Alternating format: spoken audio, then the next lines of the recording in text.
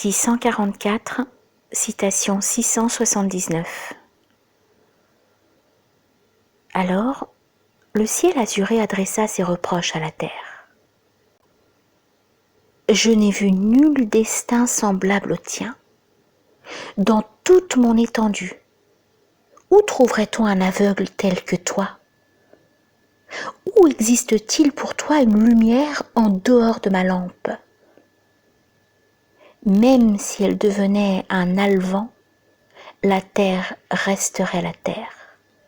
Elle n'est ni lumineuse, ni éternelle comme les cieux. Ou bien vit en tornant de beauté, comme une amande, ou bien meurt de honte et d'humiliation.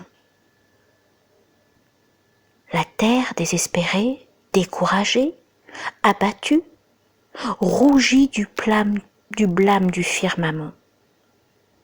Gémissant d'être privée de lumière, elle se lamenta auprès d'Allah, jusqu'à ce que de l'au-delà du firmament lui parvint une voix.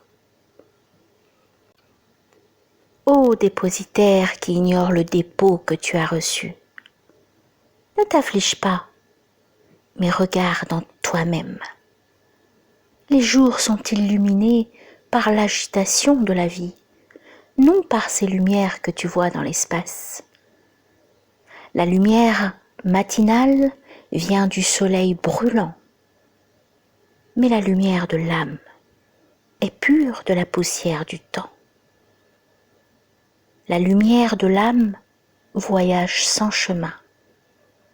Elle avance plus rapidement que les rayons du soleil et de la lune. As-tu effacé de la tablette de l'âme le signe de l'espoir? Mais la lumière de l'âme surgit de ta poussière. L'intellect de l'homme livre un assaut au monde. L'amour s'attaque à ce qui est au-delà de l'espace. Ce qui connaît le chemin, c'est sa pensée sans guide. Ses yeux sont plus éveillés que ceux de Djibril. Fait de terre, pourtant, il vole comme les anges sur sa route, le firmament n'est qu'une halte dérisoire.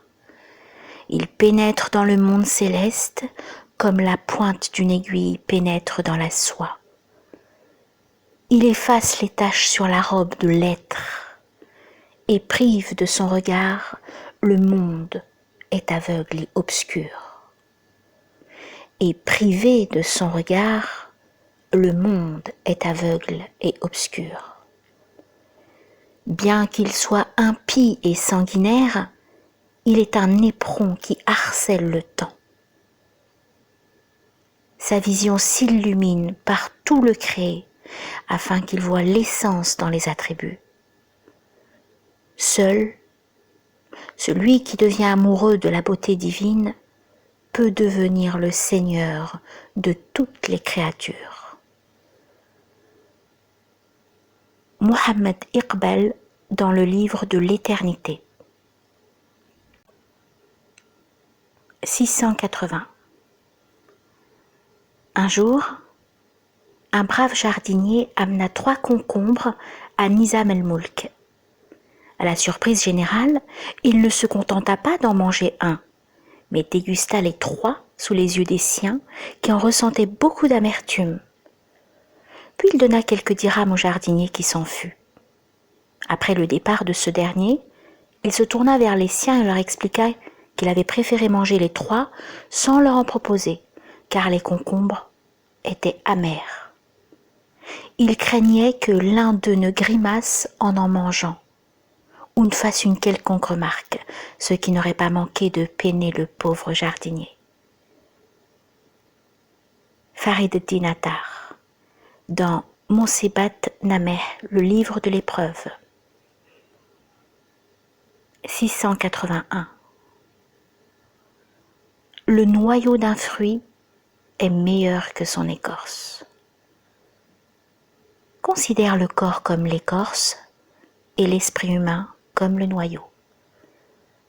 Jalal ad-Din Rumi dans Mathnawi. 682. Le prophète, alayhi salatu wassalam, a dit: les meilleurs d'entre vous sont ceux qui suscitent en vous l'invocation d'Allah lorsqu'ils sont vus. Et les pires d'entre vous sont ceux qui répandent la calomnie, qui divisent ceux qui s'aiment et qui cherchent à faire souffrir. Hadith rapporté par Ibn Omar, cité par Bayhaqi.